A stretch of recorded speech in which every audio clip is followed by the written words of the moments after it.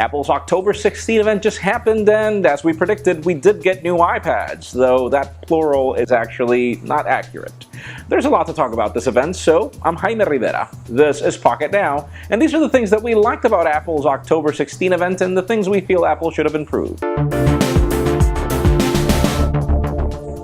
Let's begin this video with the things we loved about the event, starting with iOS 8.1 and OS X Yosemite. And truly, we don't really cover desktop operating systems here, but the fact that iOS 8.1 talks to OS X Yosemite better than any other competitor out there, including Android and Chrome OS, including Windows and Windows Phone. This is really the way it should be. Products should talk to each other. There should be a value for you to buy an iPhone or an iPad and buy an OS X computer, a Mac. In the same fashion, buying a Windows Phone should give you benefits having a Windows computer. Apple is the first company that really figures it out. You can start something on one product, finish it on the other with continuity and handoff, which is great, especially for phone calls. And this happens with OS X Yosemite, which is available today for download, and it is free for any MacBook user, or at least the ones that apply. And in the same fashion, we will be getting iOS 8.1 as of Monday for a free download as well. Apple Pay will be included with this, and we should expect some retailers to implement this soon, and you can expect the video of what Apple Pay is like from us coming very soon as well.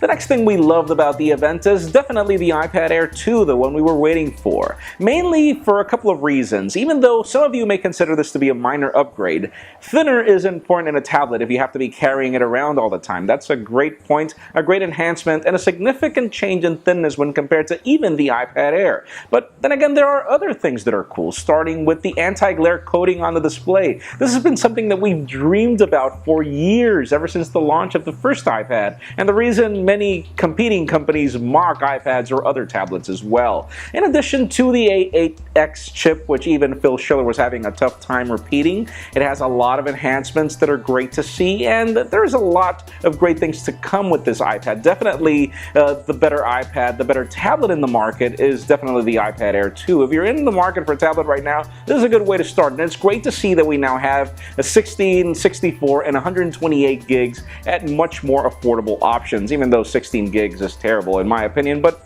everything else about this tablet is great, even though there are some things that we feel that Apple should have addressed with this iPad Air 2 that didn't, and we're going to be talking about them in the next segments.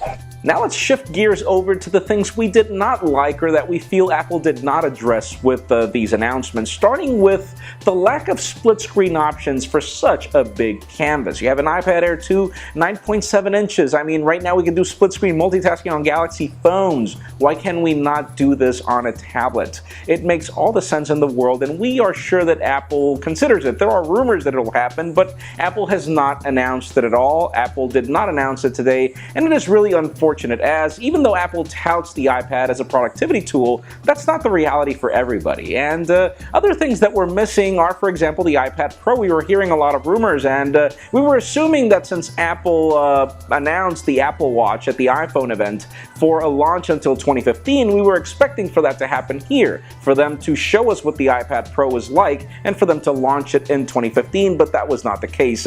It seems that there are things that are not finished here, and we are hoping for it to happen, as yes, some of us would like a tablet that is more productive and that is not a Surface Pro 3. Another thing that we did not like about this event is Apple's new way of handling the iPad mini. In the past, you would choose the iPad mini with Retina display or the iPad Air. Both tablets looked identical, only one was smaller, but you had the same specifications. Not the case now, even though the price points remain the same. The iPad mini 3 is really just a different iPad mini 2 because of the fact that it's got Touch ID, and that is really the only change you get, whereas in the iPad Air 2 you have a new processor, you do have Touch ID, you have the anti-glare coating, you have the new camera, you have all this and this and this that you're not getting in the iPad mini 3. It makes you wonder if it's really worth it to upgrade to the iPad mini 3 if all you want is Touch ID.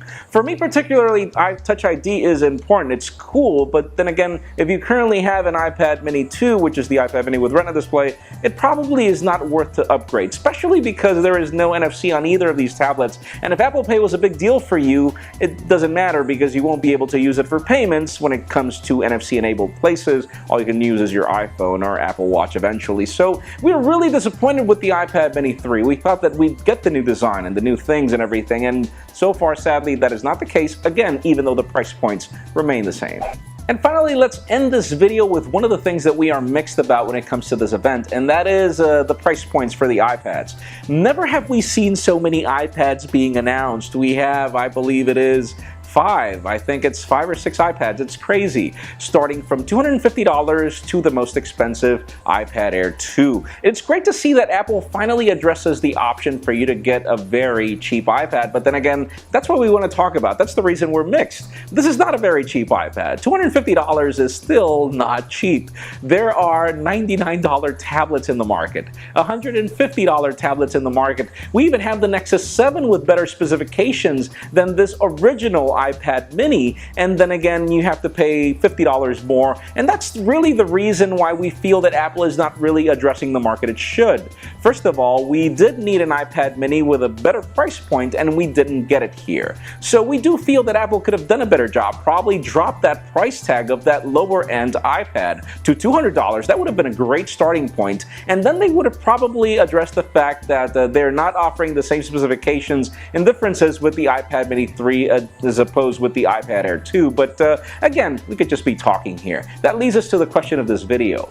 What did you think about Apple's event today? Do you think that Apple launched what you were waiting for, or do you think that there are things that were missing? Because in our opinion, you already saw our editorial roundtable, there are so many things that we're missing here. We have the editorial roundtable video for our full impressions, but we will have more at the Pocket Now Weekly podcast tomorrow, and we will talk about details of this in the Pocket Now Daily later today. So leave us a comment down below and tell us what you think. Sadly, we are a little underwhelmed. That's it for the things we loved and hated about Apple's October 16 event. Do you agree with our points? Make sure you leave us a comment down below with your thoughts and impressions, and also follow us on social media. Subscribe to our YouTube channel as well. You can follow me on Twitter, Jaime_Rivera. Please give this video a thumbs up if you like what you saw. I am Jaime Rivera. Thank you very much for watching. We'll see you on the next video.